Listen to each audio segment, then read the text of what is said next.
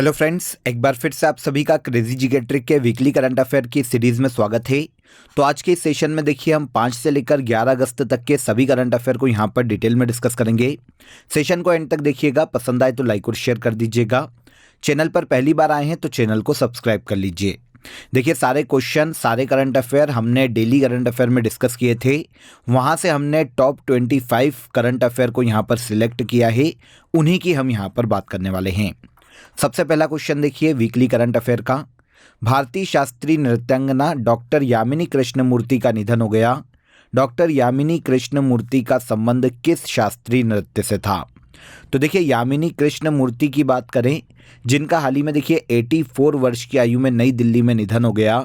ये भारत की बहुत ही प्रसिद्ध भरतनाट्यम और कुचिपुड़ी की नृत्यांगना है। तो आंसर यहाँ पर भरतनाट्यम है, तो आंसर हो जाएगा answer B. Doctor Yamini Krishnamurthy Bharatanatyam और कुचिपुड़ी दोनों ही नृत्य से संबंधित है। भारत के तमिलनाडु राज्य से बिलोंग करती है।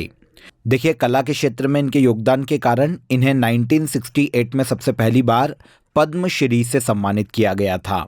उसके बाद आगे चलकर 2001 में इन्हें दिया गया पद्म भूषण और उसके बाद 2016 में इन्हें दिया गया था पद्म विभूषण। इन्हें भी याद रखिएगा, सारे अवार्ड इंपॉर्टेंट है, पूछे जा सकते हैं। A passion of dance Yamini Krishnamurthy की आत्मकथा है। तो हाल ही में डॉक्टर यामिनी कृष्णमूर्ति का निधन हो गया। भरतनाट्यम और कुचिपुड़ी की नृत्यांगना रही है। सेकंड क्वेश्चन देखिए, किस राज्य सरकार द्वारा मुख्यमंत्री मैया सम्मान योजना शुरू की गई? तो मुख्यमंत्री मैया सम्मान योजना को झारखंड गवर्नमेंट के द्वारा हाल ही में अनाउंस किया गया है। इस योजना के तहत झारखंड में जितनी भी महिलाएं हैं उन्हें 12,000 रुपये वार्षिक प्रदान किए जाएंगे। मतलब हर मंथ 1,000 रुपये झारखंड सरकार मुख्यमंत्री मैया सम्मान योजना के तहत झारखंड की महिलाओं को देने वाली है। महिलाओं को आत्मनिर्भर बनाना और आर्थिक रूप से उन्हें सहयोग प्रदान करना मुख्यमंत्री मैया सम्मान योजना का मुख्य उद्देश्य है। किस राज्य सरकार के द्वारा हाल ही में शुरू की गई? तो झारखंड सरकार के द्वारा। ओके, इसके बाद आगे आ जाइए। 4th national Hindi science conference 2024 का आयोजन किस राज्य में किया गया? 4th national Hindi science conference 2024 की बात करें तो इसका आयोजन मध्य प्रदेश की राजधानी भोपाल में हाल ही में किया गया। देखिए भारत में जितने भी शोधकर्ता हैं, जितने भी रिसर्चर्स हैं, उन सभी को हिंदी में अपने काम को प्रस्तुत करने और चर्चा करने का अवसर प्रदान करना 4th national Hindi science conference का मुख्य उद्देश्य था। 2024 में इसका आयोजन मध्य प्रदेश की राजधानी भोपाल में किया गया। फर्स्ट बिम्स्टेक बिजनेस समिट का आयोजन किस देश में किया जा रहा है? तो फर्स्ट बिम्स्टेक बिजनेस समिट का आयोजन देखिए हाल ही में इंडिया में किया गया। भारत में 6 अगस्त को विदेश मंत्री एस जयशंकर ने नई दिल्ली में पहले बिम्स्टेक बिजनेस शिखर सम्मेलन का इनॉग्रेशन किया। 6 से लेकर 8 अगस्त तक ये नई दिल्ली में आयोजित किया गया। उद्देश्य की बात करें तो बिम्स्टेक समूह के जितने भी सदस्य देश हैं उनके मध्य में क्षेत्रीय और आर्थिक सहयोगों को मजबूती प्रदान करना फर्स्ट बिम्स्टेक बिजनेस समिट का मुख्य उद्देश्य है। आयोजन भारत की राजधानी नई दिल्ली में किया गया। यहाँ पर देखिए आपको बिम्स्टेक के बारे में पता होना चाहिए। Bay of Bengal initiative for multi sectoral technical and economic cooperation के नाम से बिम्स्टेक को जाना जाता है। बंगाल की खाड़ी के आसपास जो देश है उनका एक क्षेत्रीय संगठन है जिसमें भारत के अलावा श्रीलंका, नेपाल, भूटान, म्यांमार, बांग्लादेश और थाईलैंड सम्मिलित है। इस संगठन की स्थापना 1997 में की गई थी। इस संगठन का फर्स्ट बिम्स्टेक बिजनेस समिट का आयोजन भारत में हाल ही में किया गया। कहाँ पर? नई दिल्ली में। अब आ जाइए, आपको बहुत ही इंपॉर्टेंट एक छोटा सा अपडेट देता हूँ। आप सभी के लिए 78th इंडिपेंडेंस डे के उपलक्ष्य में क्रेजी जीके ट्रिक और रूट एप्लीकेशन पर सभी कोर्सेस और सभी PDF 60 से 70% ऑफ में अवेलेबल है। आप किसी भी कोर्स को, किसी भी PDF को बहुत ही नॉमिनल चार्जेस में अवेल कर सकते हैं। रूट एप्लीकेशन और क्रेजी जीके ट्रिक एप्लीकेशन को आप प्ले स्टोर से डाउनलोड कर लीजिए। अगर आपकी कोई भी क्वेरी है, कोई भी आपको डाउट आता है तो आप नीचे दिए गए हेल्पलाइन नंबर पर कॉल कर सकते हैं, व्हाट्सअप कर सकते हैं, वहां पर आपकी क्वेरी सॉल्व हो जाएगी। तो बिना देर किए आप इस सेल का लाभ उठाइए। रूट एप्लीकेशन और क्रेजी जीके ट्रिक एप्लीकेशन दोनों पर ही आपके लिए ये ऑफर अवेलेबल है। आई होप अपडेट अच्छा लगा होगा। आगे बढ़ते हैं। इसके बाद आगे बढ़ते हैं अगले क्वेश्चन पर। आइए, भारत और किस देश के मध्य द्विपक्षीय वायु अभ्यास उदार शक्ति 2024 आयोजित किया गया? तो उदार शक्ति 2024 जो कि एक द्विपक्षीय वायु अभ्यास है फ्रेंड्स, इसका आयोजन भारत और मलेशिया की एयरफोर्स के मध्य में किया गया। मलेशिया के क्वांटन में 5 से लेकर 9 अगस्त तक भारत और मलेशिया के मध्य में उदार शक्ति 2024 का आयोजन किया गया। दोनों वायुसेनाओं के मध्य में रक्षा सहयोग को बढ़ावा देना, आपसी संबंधों को मजबूत करना इस वायु एक्सरसाइज का मुख्य उद्देश्य है। तो उदार शक्ति के नाम से इसे आयोजित किया जाता है भारत और मलेशिया की एयरफोर्स के मध्य में। तो द्विपक्षीय वायु अभ्यास उदार शक्ति 2024 का आयोजन भारत और मलेशिया के मध्य में हाल ही में मलेशिया में आयोजित किया गया। नेक्स्ट, पेरिस ओलंपिक 2024 में भारतीय महिला पहलवान विनेश फोगाट को कितने किलोग्राम भार वर्ग में अयोग्य घोषित किया गया? तो देखिए, ये न्यूज़ आप सभी जानते हैं, बहुत ही हार्ट ब्रेकिंग न्यूज़ थी इंडिया के लिए, क्योंकि विनेश फोगाट कुश्ती में हमारे लिए सिल्वर या गोल्ड में से कोई एक मेडल लाने वाली थी। Vinesh Phogat 50 kilogram weight category में देखिए कुश्ती लड़ रही थी, जहां पर इन्हें अयोग्य घोषित कर दिया गया। तो आंसर यहां पर बी हो जाएगा। वैसे देखिए, normally Vinesh Phogat 53 kilogram weight category में कुश्ती करती है, लेकिन पेरिस ओलंपिक 2024 में ये जो कोटा है ये अंतिम पंघाल के पास चला गया था। तो उसके बाद विनेश फोगाट ने 50 किलोग्राम वेट कैटेगरी में कोटा हासिल किया और ये 50 किलोग्राम वेट कैटेगरी में कुश्ती लड़ रही थी पेरिस ओलंपिक 2024 में। कॉमनवेल्थ गेम्स 2022 जो कि बर्मिंघम में आयोजित किए गए थे, इसमें भी विनेश फोगाट ने 53 किलोग्राम वेट कैटेगरी में गोल्ड मेडल अपने नाम किया था। देखिए, विनेश फोगाट को खेलों में उनकी उपलब्धियों के कारण सबसे पहले 2016 में अर्जुन अवार्ड दिया गया था। इसके बाद 2020 में इन्हें मेजर ध्यानचंद खेल रत्न अवार्ड से सम्मानित किया गया था और 2022 में इन्हें पद्मश्री दिया जा चुका है। तो विनेश फोगाट है ये, पेरिस ओलंपिक में 50 किलोग्राम वेट कैटेगरी में ये अयोग्य घोषित की गई। आई होप सारे फैक्ट आपको यहाँ पर क्लियर हो गए होंगे। ध्यान से सुनिएगा और ध्यान से नोट कीजिएगा, क्योंकि ये क्वेश्चन एग्जाम में पूछा जा सकता है। आगे आ जाएंगे।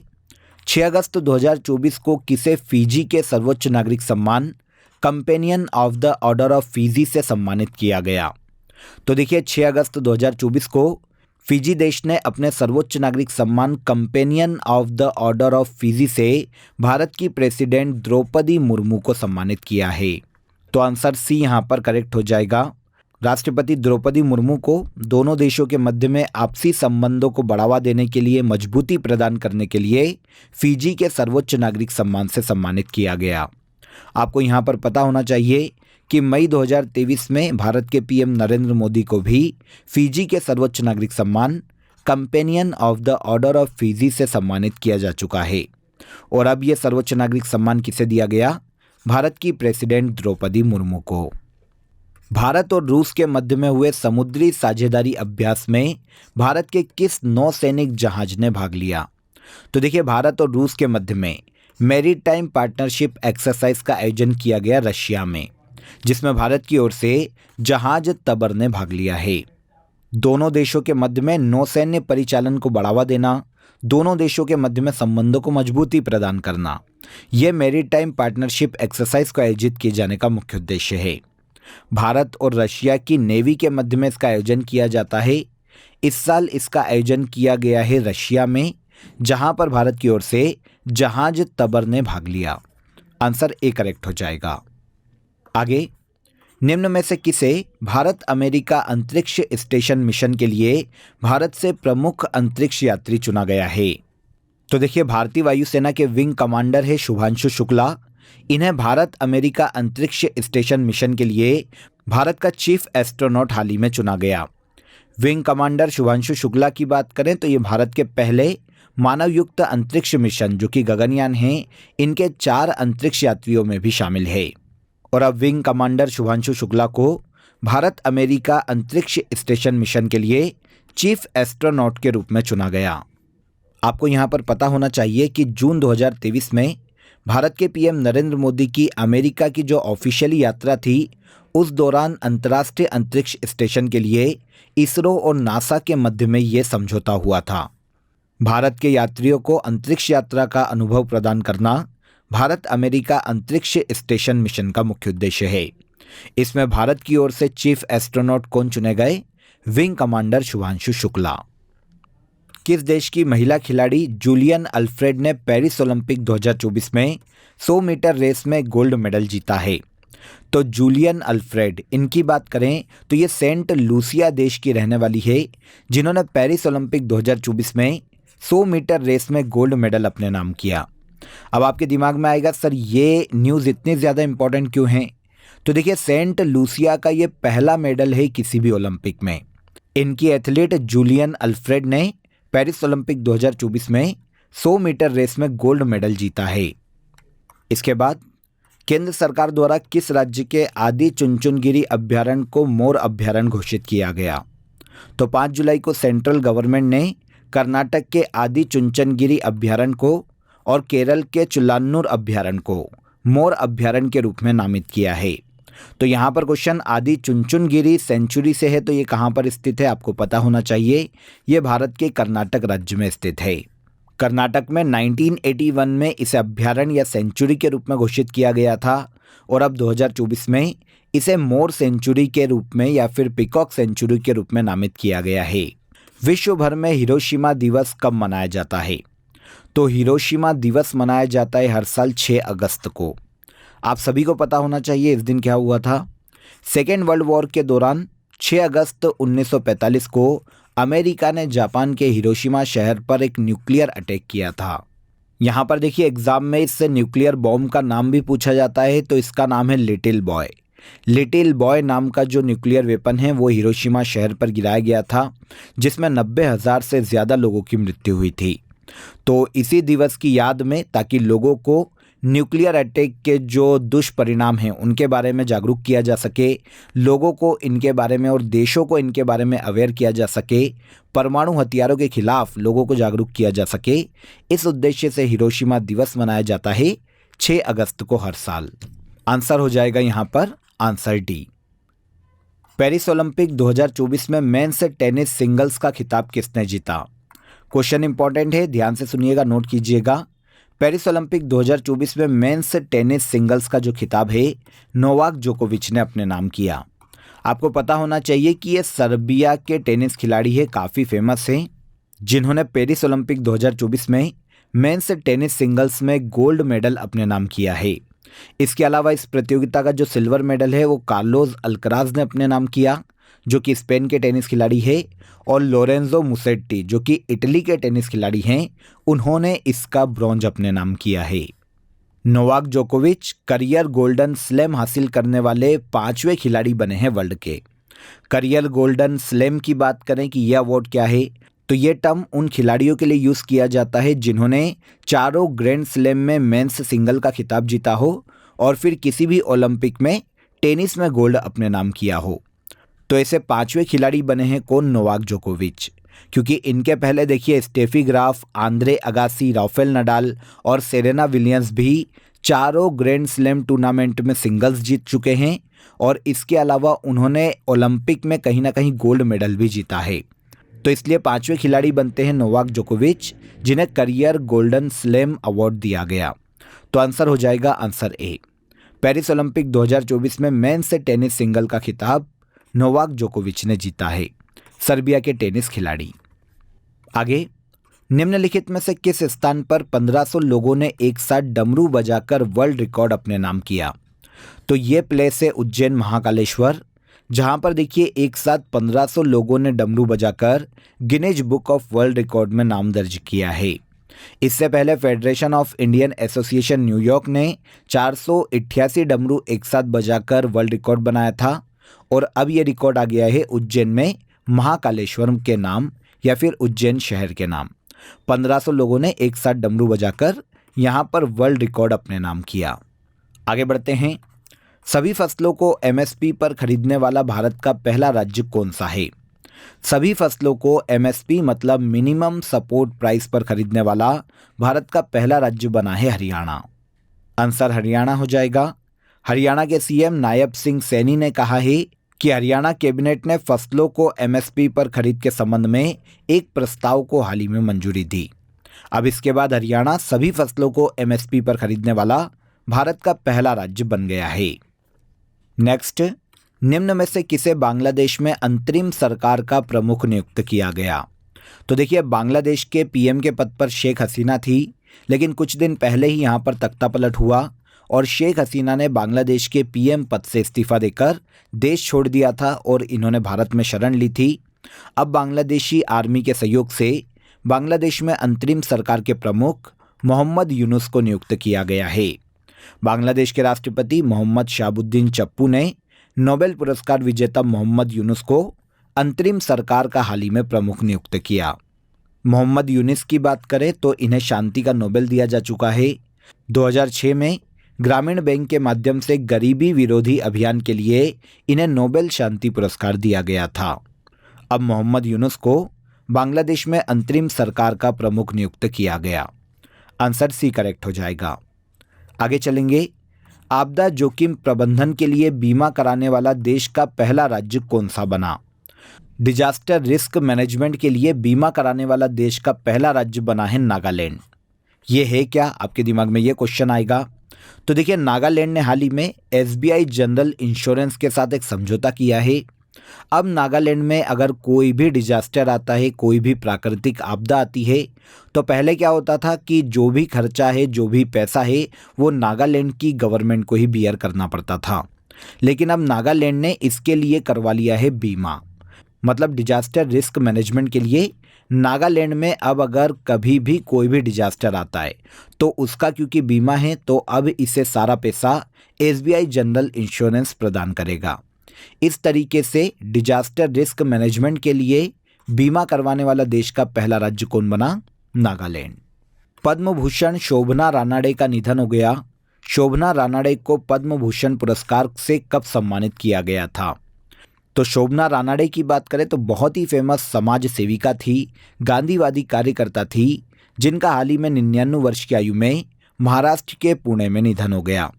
समाज सेवा के क्षेत्र में इनके योगदान के कारण इन्हें 2011 में भारतीय सरकार के द्वारा पद्म भूषण से सम्मानित किया गया था। तो शोभना रानाडे समाज सेवी है, महाराष्ट्र राज्य की रहने वाली। 2011 में इन्हें दिया गया था पद्म भूषण।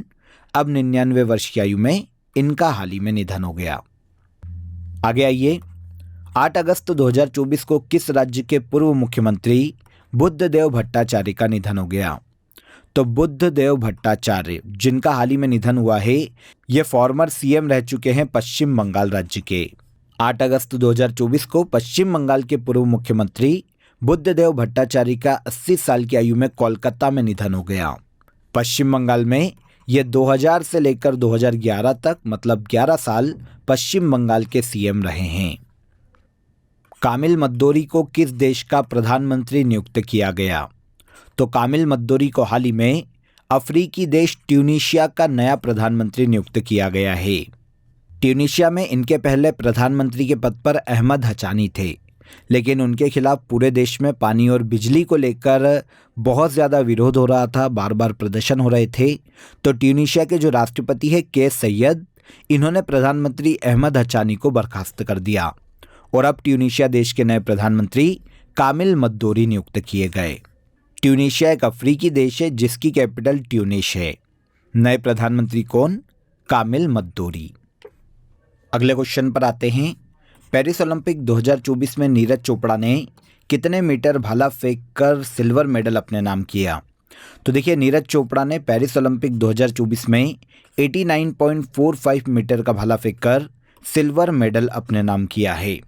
आप सभी को पता होगा कि नीरज चोपड़ा के अलावा अरशद नदीम, जो कि पाकिस्तान के जेवलिन थ्रोअर हैं, इन्होंने 92.97 मीटर का भाला फेंककर गोल्ड मेडल इस प्रतियोगिता का अपने नाम किया है। देखिए, लास्ट डे करंट अफेयर में यहाँ पर हमसे थोड़ा सा पॉइंट के बाद के डेटा में मिस्टेक हो गई थी, इसे करेक्ट कर लीजिएगा। 92.97 मीटर ये भाला फेंका गया है अरशद नदीम के द्वारा, जो कि पाकिस्तान के जेवलिन थ्रोअर है। इन्होंने गोल्ड अपने नाम किया। भारत के नीरज चोपड़ा ने 89.45 मीटर का भाला फेंककर इस प्रतियोगिता का सिल्वर जीता। ब्रॉन्ज की बात करें तो ब्रॉन्ज मेडल ग्रेनाडा के खिलाड़ी एंडरसन पीटर्स ने अपने नाम किया, जिन्होंने 88.45 मीटर का भाला फेंका है। तो गोल्ड, सिल्वर और ब्रॉन्ज तीनों ही याद रखिएगा, क्योंकि इसमें नीरज चोपड़ा ने सिल्वर जीता है। देखिए यहाँ पर आपको पता होना चाहिए कि एथलेटिक्स में लगातार 2 मेडल जीतने वाले नीरज चोपड़ा भारत के पहले खिलाड़ी हैं। 2020 में टोक्यो ओलंपिक में इन्होंने गोल्ड अपने नाम किया था जेवलिन थ्रो में, और अब इन्होंने जीता है सिल्वर। तो नीरज चोपड़ा ने कितने मीटर का भाला फेंका, ये हमारा क्वेश्चन था 89.45 मीटर। आगे, भारतीय ओलंपिक संघ ने पेरिस ओलंपिक में समापन समारोह में भारतीय दल का संयुक्त ध्वजवाहक किसे घोषित किया। तो देखिए 11 अगस्त को पेरिस ओलंपिक का समापन समारोह है। क्लोजिंग सेरेमनी में भारत के जो फ्लैग बैरियर हैं वो संयुक्त रूप से मनु भाकर और PR श्रीजेश घोषित किए गए। भारतीय ओलंपिक संघ ने पहले मनु भाकर को घोषित कर दिया था, लेकिन अब मनु भाकर के साथ साथ PR श्रीजेश को भी क्लोजिंग सेरेमनी में भारत का फ्लैग बैरियर घोषित किया गया है। मनु भाकर भारत की बहुत ही फेमस शूटर हैं, 2 ब्रॉन्ज मेडल लेकर आई है, और PR श्रीजेश भारतीय हॉकी टीम के गोलकीपर हैं। दोनों ही क्लोजिंग सेरेमनी में भारत के फ्लैग बैरियर होने वाले हैं, मनु भाकर और PR श्रीजेश। चर्चा में रहा गुरु घासीदास तमोर पिंगला टाइगर रिजर्व किस राज्य में स्थित है। गुरु घासीदास तमोर पिंगला टाइगर रिजर्व भारत के छत्तीसगढ़ में बनाया जाने वाला है, जिसकी घोषणा हाल ही में छत्तीसगढ़ सरकार के द्वारा की गई। देखिए छत्तीसगढ़ में घासीदास नेशनल पार्क है पहले से, और इसके अलावा तमोर पिंगला वन्यजीव अभ्यारण्य है। इन दोनों के ही क्षेत्र को मिलाकर गुरु घासीदास तमोर पिंगला टाइगर रिजर्व छत्तीसगढ़ राज्य में बनाया जाएगा, और इसी के साथ छत्तीसगढ़ में टाइगर रिजर्व की संख्या हो जाएगी 4। छत्तीसगढ़ में उदंती सीता नदी tiger reserve, Achanakmar tiger reserve और इंद्रावती टाइगर रिजर्व पहले से हैं। चौथा बनेगा कौन? गुरु घासीदास तमोर पिंगला टाइगर रिजर्व। किस राज्य में? छत्तीसगढ़। किस राज्य द्वारा वैनगंगा नलगंगा नदी जोड़ो परियोजना को मंजूरी प्रदान की गई? वैनगंगा नलगंगा नदी जोड़ो परियोजना, इसे हाल ही में मंजूरी दी है महाराष्ट्र सरकार ने। महाराष्ट्र का एक क्षेत्र है विदर्भ, वहाँ के 6 जिलों में 3.7 लाख हेक्टेयर कृषि भूमि की सिंचाई इस परियोजना के माध्यम से की जा सकेगी। तो डेटा याद रखिएगा, 3.7 लाख हेक्टेयर का डेटा है।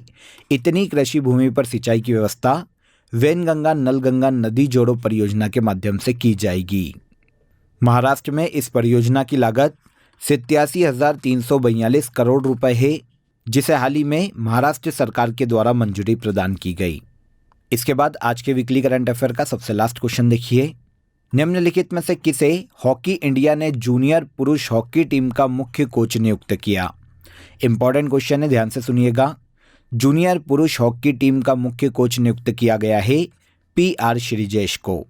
यही पेरिस ओलंपिक में क्लोजिंग सेरेमनी में भारत के फ्लैग बैरियर रहने वाले हैं मनु भाकर के साथ। आपको पता होना चाहिए कि कुछ समय पहले ही PR श्रीजेश ने हॉकी खेलों से संन्यास की घोषणा की थी। ये भारत के केरल राज्य से बिलोंग करते हैं, ये भी एक इम्पॉर्टेंट फैक्ट है, इसे नोट कीजिएगा। लास्ट सेशन में यहाँ पर भी हमसे गलती हुई थी, शायद मैंने आपको ओडिशा बता दिया था। देखिए मोर देन 100 फैक्ट होते हैं डेली करंट अफेयर में, तो 1-2 फैक्ट हो सकता है कि ऊपर नीचे हो जाए, तो इसे करेक्ट कीजिएगा। PR श्रीजेश केरल के रहने वाले हैं। हॉकी खेलों में इनके योगदान के कारण इन्हें 2017 में पद्मश्री दिया जा चुका है। 2021 में इन्हें खेल रत्न अवार्ड से सम्मानित किया गया था, और 2022 में इन्हें world game athlete of the year 2021 घोषित किया गया था। अब PR श्रीजेश को हॉकी इंडिया ने जूनियर पुरुष हॉकी टीम का मुख्य कोच नियुक्त किया है। क्लियर? तो यहाँ पर देखिए हमने 5 से लेकर 11 अगस्त तक के सभी करंट अफेयर को डिटेल में डिस्कस किया। एक एक फैक्ट, एक एक क्वेश्चन, आई होप आपको इजीली समझ में आ गया होगा। अगर आपको सेशन पसंद आया हो तो सेशन को लाइक और शेयर कर दीजिए, चैनल को सब्सक्राइब कर लीजिए।